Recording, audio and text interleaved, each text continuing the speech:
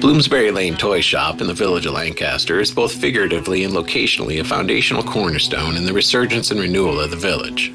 The shop is owned and operated by Crystal Newman, who, without giving it a second thought, is a true force to be reckoned with. To me, Crystal is the quintessential small business owner.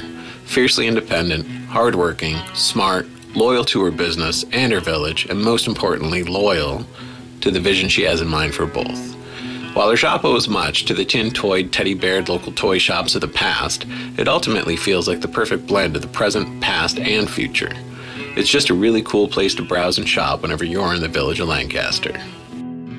What I really want to know, because we've talked about this before, but we've never talked about it extensively. So your history, you were working in, was it corporate America? Marketing. Or marketing. So were you working business for? To business. B2B. So was it B2B and you were working for yourself or a big company? You were working for different a big company? companies, manufacturing. You didn't like it, or? No, it was, at first I liked it because it was new technology as far as updating websites. Right. And I liked going on trade shows and traveling, but then there was a lot of desk work. Right. And I just did not like that. But the marketing was what? I mean, it was direct business to business, but what type of marketing were you doing? I mean, well, marketing communication, where I would do websites, I would do brochures. Would you contract out? I mean, you weren't doing the technical stuff. You were just doing the coordination and logistics. Right, hiring the firm that would do the website. Gotcha. Giving them the content. Is that what you went to school for? My master's was in business, so it was pretty vague. Okay. And you were doing that here in Western New York, right? And how long did you do that for? 10 years, 14 years. You did it for 14, that's a long time, really. So how far into it before you were like, I'm done with this? Was it quick or was it a slow grind? Well, I tried a couple different companies and different products, and I was even working for a home builder, and I thought, this is cool because I've always liked real estate. Right. And even when I was doing that, it was too much sitting at the desk, and I was just getting your life more was and more leaving you, antsy. right. Yes. And this is when people started talking about following their passion and do what makes you happy. And I was like, I'm drinking the Kool-Aid. Yeah, but can I tell you something about following your passion? You know as well as I do. And so the vast majority of people that I interview, it's the hardest thing you can do. Right. It's never, but people have this like Walter Mitty, unicorns and rainbows fantasy that following your passion is going to be like a walk through the daisies. It kicks your butt. Well, you figure out how to make money at it. Right. That's the key. Right. It's hard for everybody. Nobody's got an easy story. That's why we do these interviews. Right. Like nobody's story is linear. Like, oh, I just opened the doors and there was a crowd. Right. It doesn't happen. Right. You got to figure out, and on top of figuring out your way, your path, there's a very particular, the minutia of you. You know what I mean? Like, how do I fit into this idea? Like, I have this idea, but you learn over years of doing this, how you refine yourself, you refine your business, you refine your market and your demographic, and it's always just fascinating because we do that. I did the same thing, So you did that for a long time, though. 15, 14 years is a long time. Yes. So now, at some point, you just threw in the towel because you're like, this just isn't for me. And you went to school for it, which is what a lot of us do, and then we find out that as we age and we grow as a human being, our passions lead us elsewhere. Right. So what was the first idea for this? Was it this, or did you not know that this was your thing? No, I had no idea, and I still don't know.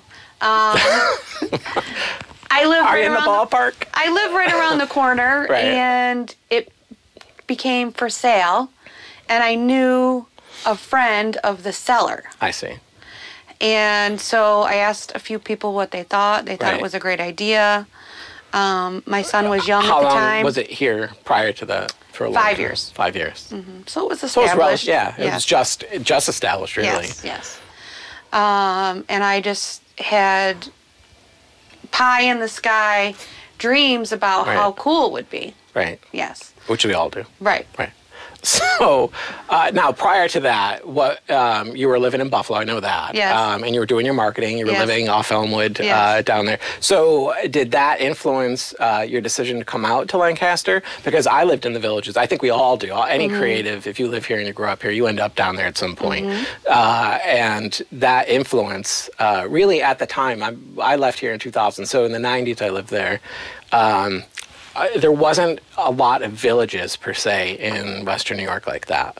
where you can park the car and just live and have your place. But Lancaster's like that now. So when you came here, was that part of your decision to bring your family out here, or? No. When we came here 5 years ago, there was very little going on.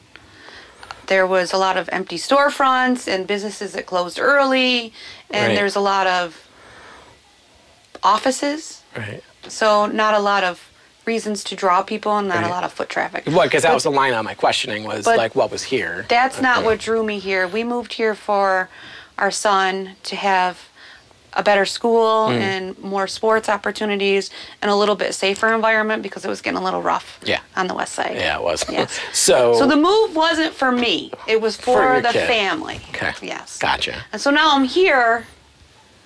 How do I make the best of it? How do I immerse myself? Gotcha. And then this just, life happens. So the synergy and the synchronicity, you were searching and looking for something that would fit your personality, your passion. And you were still doing the marketing, though, when you moved out here. Yes. And so it kind of became, it ticked a few boxes for me because it was something I thought I would enjoy. And it was also community-oriented. And it would allow me to use my personality because you want to use your strengths. Exactly. Right. So, whereas at my desk job, it was like a hindrance. This came up. How did you hear about it? Facebook. Really? It was for sale on Facebook. There was a business for sale on Facebook. Right. And that's funny. I'm very impulsive and very dreamy, and so I just thought it would be perfect. Right.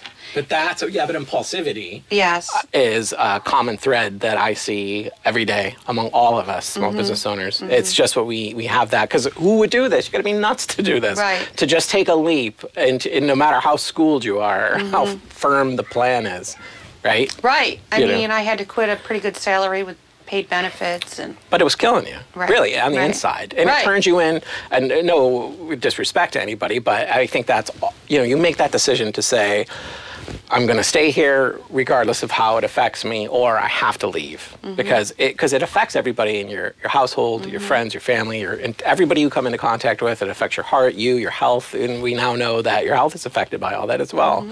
A miserable environment at your work, 8 hours a day for 20 years. Drains on you. It'll kill you. So this came up on Facebook. Did you know the lady who owned this? No, but I knew a friend. We had a friend in common. Okay. And so she was the meeting of the minds. She was a liaison. Yes. So when you first came in, did it look like this, or was it different? I can't remember exactly because I had come in as a customer before I came in as a buyer. Gotcha. And then when I came in as a buyer, it had been for sale for a while. So she was having like a fire sale where she was selling everything 40% off. Right. So I think it was kind of picked over at the time. Right. And you could see yourself in here, obviously, because you pulled the trigger on it. Right. Now, your husband was supportive, of course. Your kid must have loved the idea. He took the most convincing because he's the practical one. Okay, I see. So, but that's the yin and the yang of any good relationship. Right. So he's very pragmatic. Right. You're very aloof in a way, right? Impulsive and kind of just, let's do It'll this. Be fine. Everything will work out, yes. Right. Yeah, I do that all the time, right? You're like, in the face of this monster, and I'm like staring down. We'll be okay. Yeah. Right? Yeah. But eventually he caved. He thought it was a good idea, because it is a good idea. Yes. You live here, you have a kid, and he's probably doing pretty well too. So it wasn't like you were just taking the entire family and flipping the boat over. Right. Exactly. There was some stability here. Yes. But I think it was a good idea, and I'm sure you did, like a spreadsheet financially about, because I've done the same thing many times. We all do this. You're like, well, wait a second. If I live here, I don't have to buy lunch. I don't have to do the gas. My son doesn't have to go to after-school care. I was just going to say child care, right? Yep. Which is enough right there to probably sway. I mean, that's a paycheck alone a week sometimes. Right. So after 14 years and that type of environment, this must have felt like your chains were off. Right. Right. And I had so many ideas exploding in my brain. And then as soon as the word got out to my friends and family, everybody had ideas. Yes. And so then I realized that everybody's your best advocate and your worst enemy. Yes. Right. Ideas are great, but it's implementation that's the real Follow beast. Through, man. That's all it is, right? So then I had to prioritize. And But you literally, I mean, there wasn't much here to where there was the bones, but you had to kind of refresh the whole store, right? Was it retro based? And because you have a great product selection. there's, I'd say maybe 25% is retro based, but 50% is geared towards unique items that you don't see at the big box stores.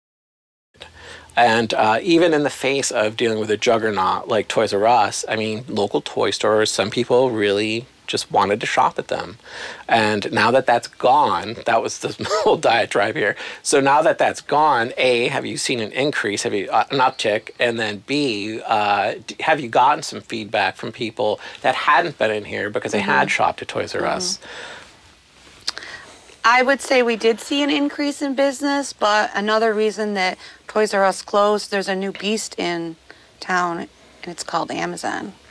Right. And so that's the real challenge now, is to separate ourselves from online shopping and the convenience of it. Right. And so we have to double down on our service and the feeling that you get when you come in here. Yep. It's the experience. Yes. And that's what they'll never, you're not, even with VR, it's never going to happen.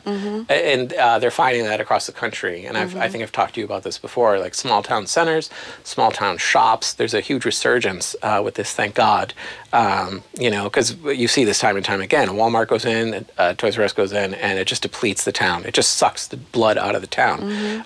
But you lose so much. And we're just starting to really see, A, the results of that, and B, the reaction to that. And this type of business, when you come in with a kid, that's what I'm talking about. You make more than you're not spending just your money here. You're spending quality time with your kid and your family, and you're making a memory. Right. And this is the type of place that in 50 years, if you're not here and somebody's talking to somebody that lived in Lancaster and they're down in Florida, and your name will get brought up. That's the value here. It's a different value completely. Right. You almost can't put a price tag on it. Right. And so we have to continue with the experiences and events in the store that kids love, interaction and doing things out of the house, and providing a friendly place and a diverse product line. Because a lot of kids, and we hear this a lot from family members, they have so much. Yes. That we have to have something special that they don't already have. That's true. And I think that what's that show that's out now? Everybody's freaking out about that minimalism where she's cleaning out people. Oh, yeah. Yeah. But I mean, that's kind of, because we're a consumer society, and the wheels have come off, and now you have Amazon, right, just stuffing. That's all that's good. It's just gorging on products. You want it, here it is, it's cheap, but but we're seeing that that's not necessarily a good thing. Right. The point is you want quality over quantity. Right. Exactly. And that's what you're providing here. And that's what I love about every small business really has the opportunity to do that. You can, it's a trust. If I have a 3-year-old or a 4-year-old, I can know that I can come to you and you're going to steer me to the right product. Right. And those values are there's never going to be, Alexa will never, the algorithms I don't think are ever going to do that. Like, these people. Right. That's the difference, right? It's a human experience. Can never take the human experience out of this. And will always be at the forefront of that. So as much as Amazon, and even that, maybe in 20 years, it's going to be a whole different ball game. And maybe just through your personal patterns, the algorithms are going to get so good, they'll be able to determine a lot of purchasing decisions, but it's still not the same. And as long as a small business especially in a small town, if you're out on a strip plaza somewhere, I think you are in more danger. But being here in a small, beautiful town with people who really care about the town and the convenience of literally walking down to the corner and picking something up can't be beat. Right. And a community that rallies around you. All of these other businesses support each other, and we thrive on each other's successes. That's and awesome. That's been a really great change. Everybody asks me about Toys R Us, and I always tell them I've seen more business from the village booming. Right. I've seen a direct impact from that because, you heard about the new boutique, so you go there, well, you might as well stop here. Right. Or, furry friend, your dog's getting groomed, why don't you stop in and look at the toy store? Yeah, well, that's well, and St. Kevin and I were talking about Yes. this too. You know, those type of quick businesses, or even the cafe, anything that's kind of like we're going to go get a bite and we can go stroll. Everybody wins in that Yes, scenario, yes. and you have a good variety of businesses like that in Yes. this core, which is why I like it. It reminds me of a village in New York. I mean, it really has there's almost a big city vibe or something here in a sense. You know what I mean? Because they're not. They're small town, but they're not small town, if you know what I mean. There's a really great selection of products and services absolutely. and businesses. Wonderful, that- charming businesses. Yeah, exactly. With enthusiastic owners that are all community-minded. Yeah, and I see that across the board. So now, in your product selection, is there any product lines that you're particularly proud of like carrying? That I mean, I know all of them, but is there any few that you just really are passionate about, above and beyond? Well, you have to love it to sell it. So I Right. love everything. But like right behind you, it's called the Sago Mini Pillow Playset. Okay. Because I hear a lot about how they have everything and there's no room. And so instead of a kitchen for a child that takes up, you know, a whole room, these are like portable, foldable little kitchens. That's awesome. And it has little accessories, and then when you're done, you just tuck it back into itself. And Well, you have a lot of tactile toys here. Yes. Do you know what I mean? And that's what I love about, you know, places like this. well, the other challenge is now everybody has a tablet. Right. And everybody's on their screens. Mm-hmm. And so we have to offer things that are worthy of your time and your experience when you're used to so much coming at you automatically. Right. But don't you think, and I haven't heard, I'm just throwing this out there, but this is just from seeing other toy stores and kind of getting the vibe from it. You know, they're saying that, okay, you have to decompress from your screen time. Almost everything in here allows that. Right. You know, it allows that decompression time. It's not just turning off the screen, but it's turning off the screen and I'm doing something else with my brain and my creativity. Exactly. You know, and that's stimulating. Yeah. And then it might actually teach you something. Right. And it hardwires you in a better way. Yes. And, you know, obviously screens, we all know they're not good Right. Overall. And this is a way to turn it off and have a product that you carry and Right. really engage yourself in the real world with a real product, you know, or with your family. That's the other thing, too. Right. Social interaction. Exactly. Games, any project you can do with your family or your sisters. The board place that I went to was the same way. She's providing that service. You know, like you think about how important it was when you were a kid to have family game night. It was a big deal. Yes. You know, or when your mom comes down, she's playing with a play set with you. You know, that is time that you can't get back when you're a mom and you're a family, and it's really important. Right. And to develop even your self-esteem. Right. That you can play with puppets and interact and create stories. Right. Yeah, well, because it hardwires your brain. It's independent thought and thinking. Yes. It's that alone time, you know, imagination building. It's not the same on a screen Right, than it is, no. you know. I mean, they're even saying now that just quiet time, just being alone and just being by yourself when you're a kid, that does so much for their synaptic brain tissue, you know, just that building that muscle memory and that creativity and what it does. And we don't get that a lot because as a kid, we're super busy now, probably more so than ever. My sister's kids are probably the prime example. There's no time for anything, you know, and so if the kids can have a half hour to do something like this, that's more valuable than it's probably ever been. Right? Exactly. So, you know, and that's you, and that's the store, and that's what you're right. providing. And you got to get endless satisfaction from that. Yes, right? exactly. More so than a marketing career. Right. Right. So is there anything else you want to add to this? We can talk about anything you want. Well, I think I took over the business and I realized that it was harder than I thought.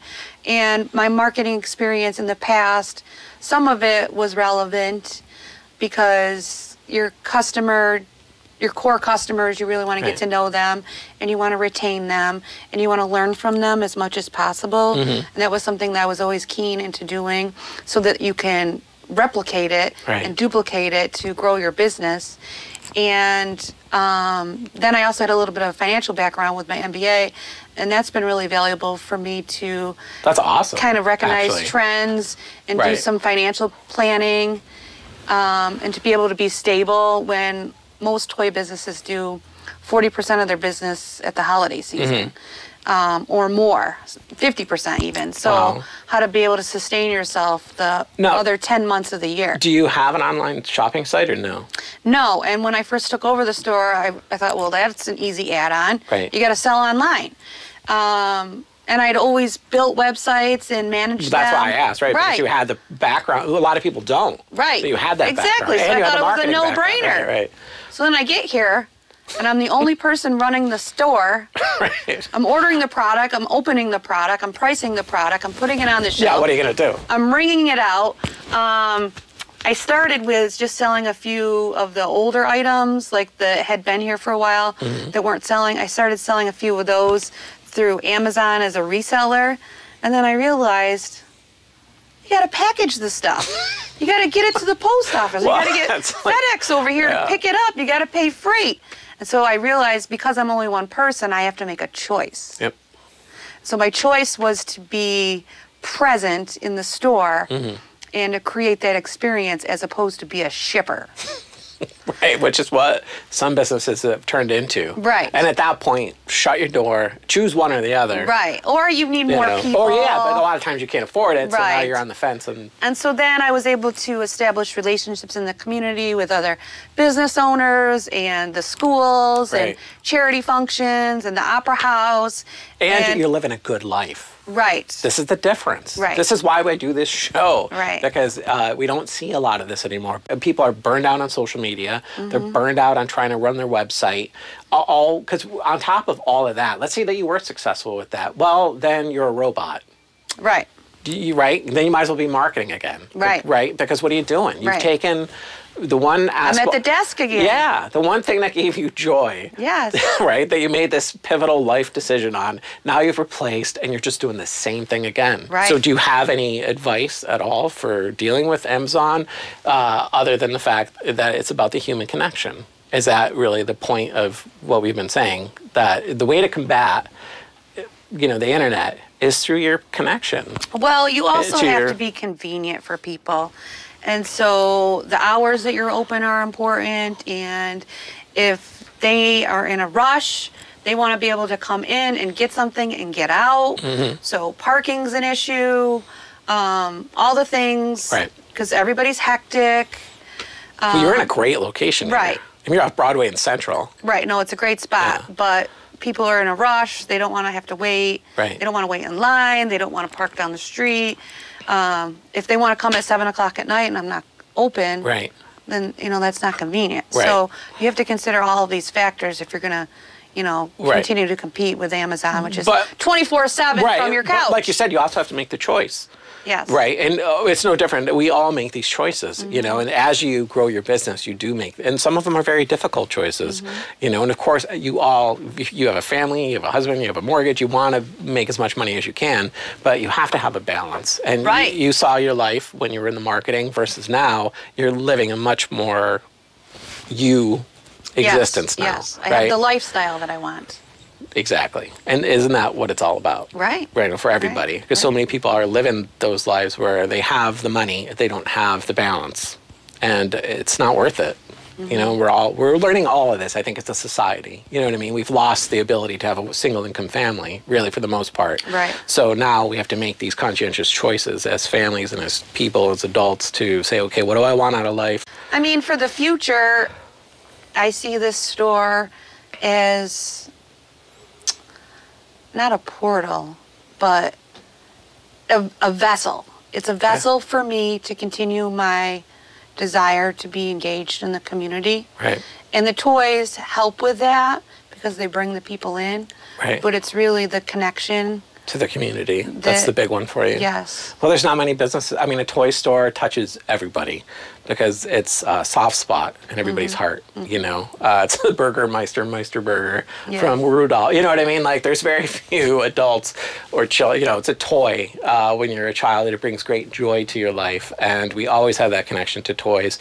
And that's why I think we have a particular connection to small, family-run, mom-and-pop toy stores because there's a quaintness and a cuteness, and the product selection in these places is so much better. Even in the midst of Toys R Us's run, Right. it was not this. This Right. experience is a very special experience.